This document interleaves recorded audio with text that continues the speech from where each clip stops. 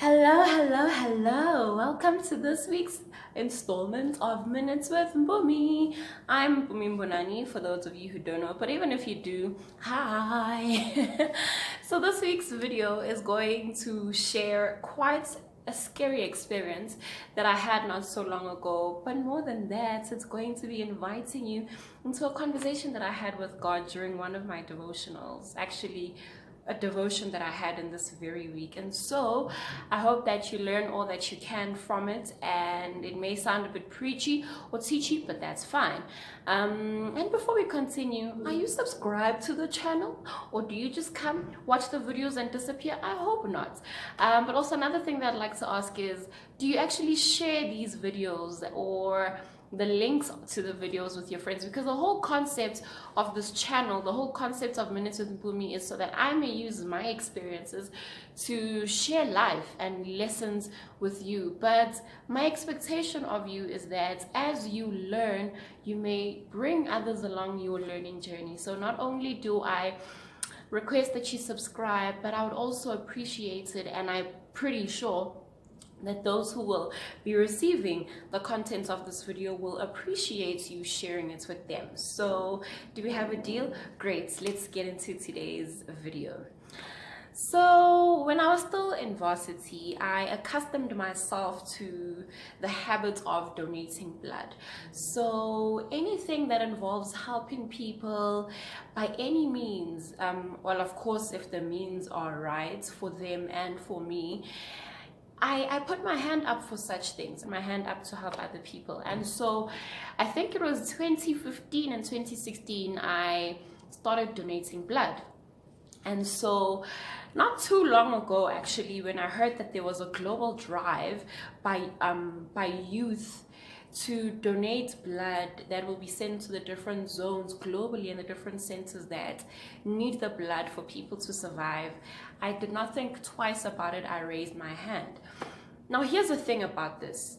Between that time of me donating blood and when I started donating blood, I actually discovered that I am iron deficient. So it's called anemia. Well, there are two types. The one type is when you have low blood, and the other type is when you have low iron. So I've got plenty of blood, I just have low iron. So I discovered that, but I didn't think it was that big a deal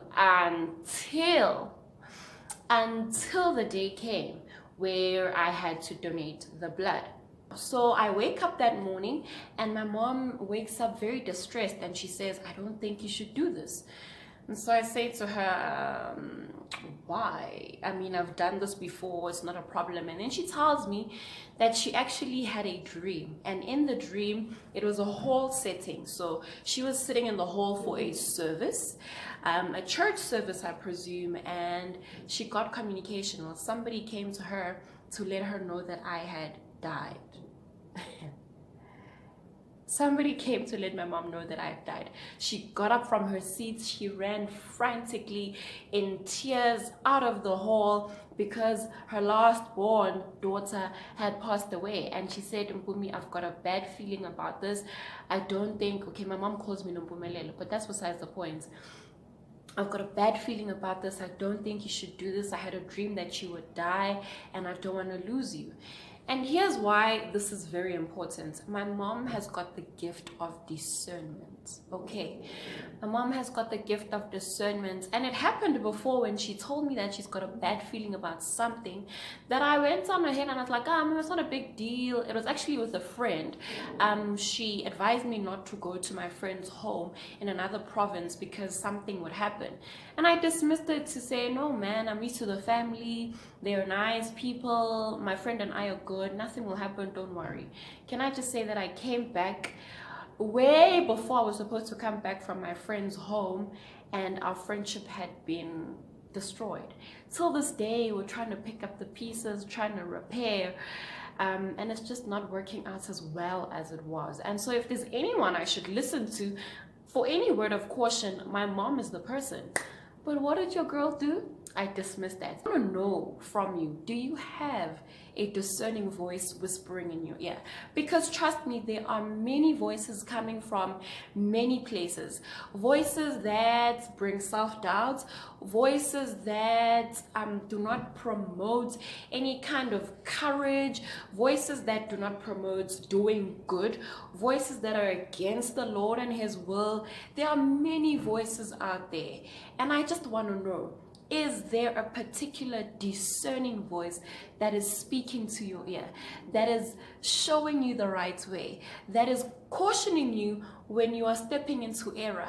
A voice that doesn't just, when some people like the idea of a friend or a partner that gets them. I don't particularly subscribe to that notion. I don't want anyone who just gets me.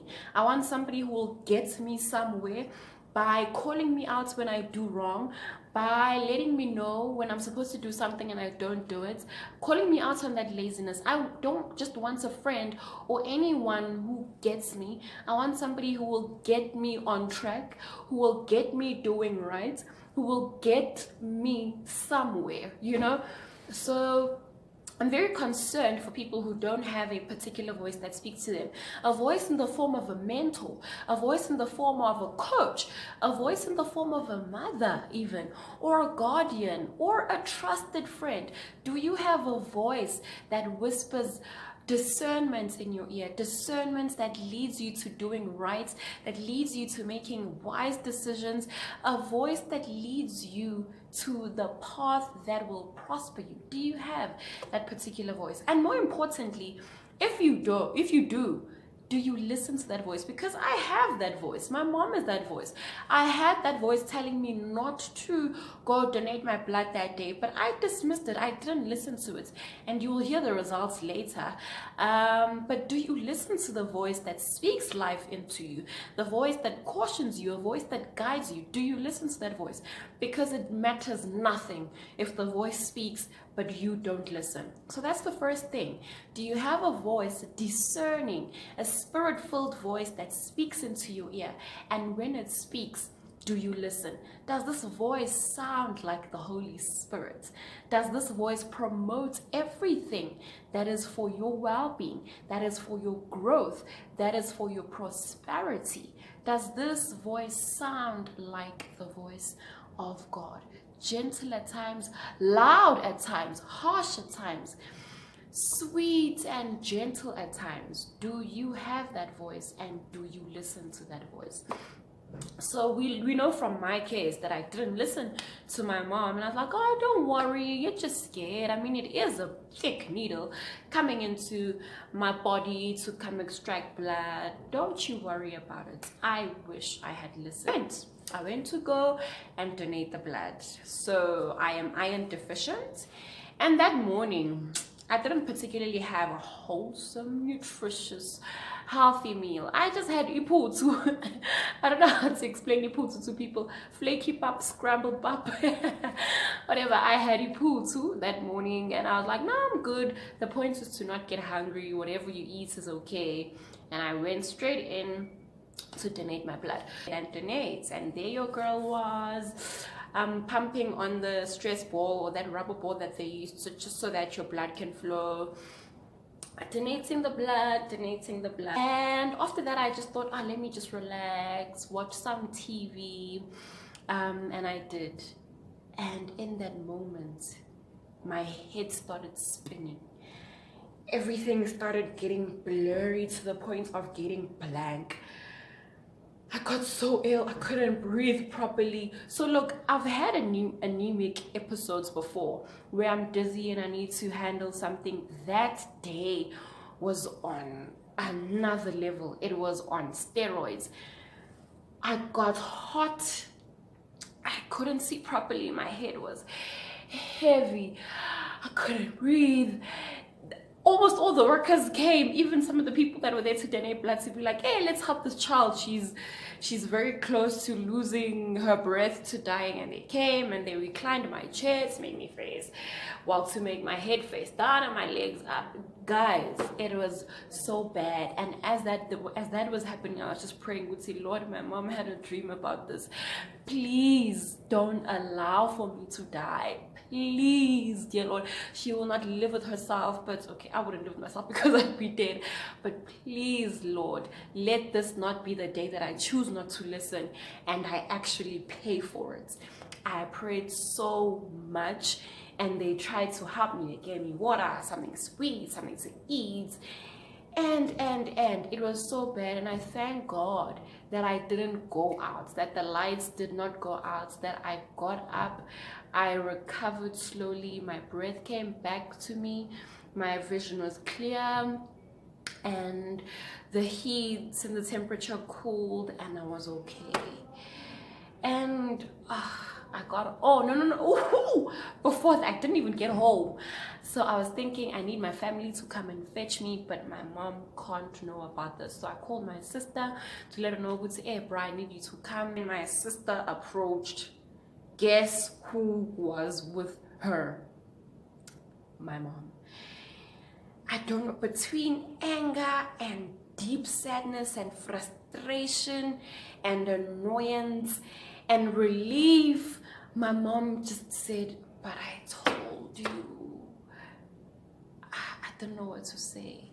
I didn't know what to say. She was happy to see me, angry because I didn't listen, but we were restored.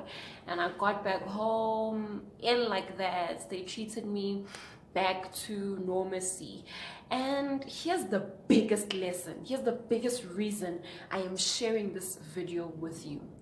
I went into that place to donate my blood from a place of low reserve, and not in terms of blood. I had the blood, all right, but I was operating from a place of low reserve.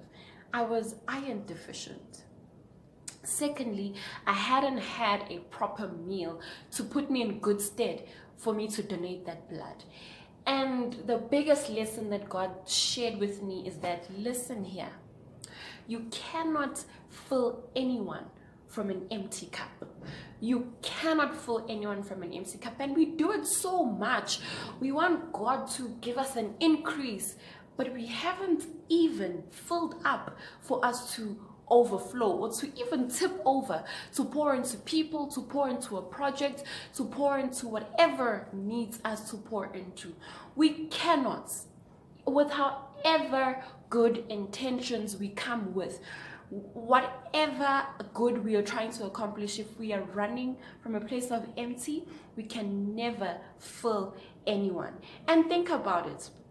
God cannot risk bringing his people to you if you are running on fumes. God cannot risk his people being ill-informed or misled because you are operating on fumes. Fumes are dangerous.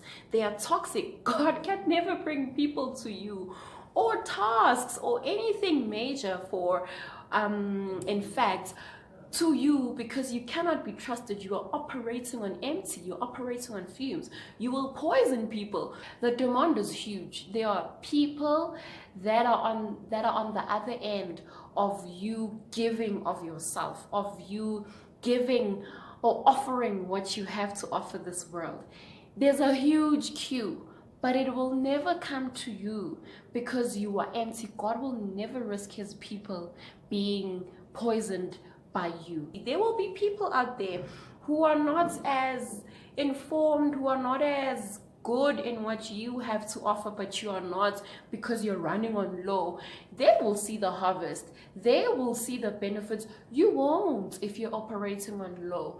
And I've got a solution for that. We know from Acts chapter 1 verse 8 that we will receive power, because that is what we need. We need power to operate.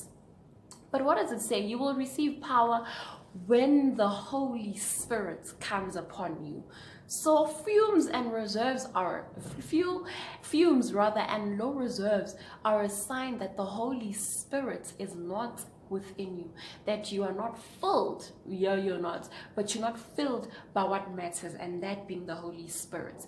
And it said that when the Holy Spirit falls upon you, we become witnesses, not only to our immediate circles, not only to our wide circles, but to the rest of the world. And I had to learn from that moment where I tried to give blood, which was a good thing, from a place of fumes, from a place of low reserve. So please, you will not see the harvest unless you are filled up.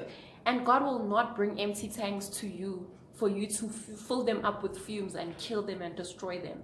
You can be filled, and that filling is only found in the Holy Spirit. So if you're looking to make an impact, to make a difference, you need power. And where that power is accessed is from the Holy Spirit.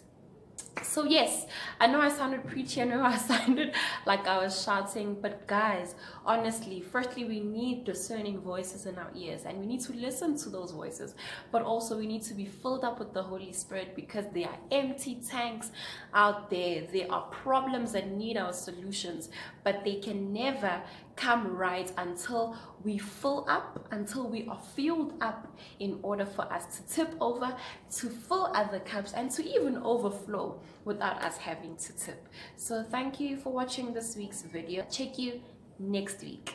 Bye.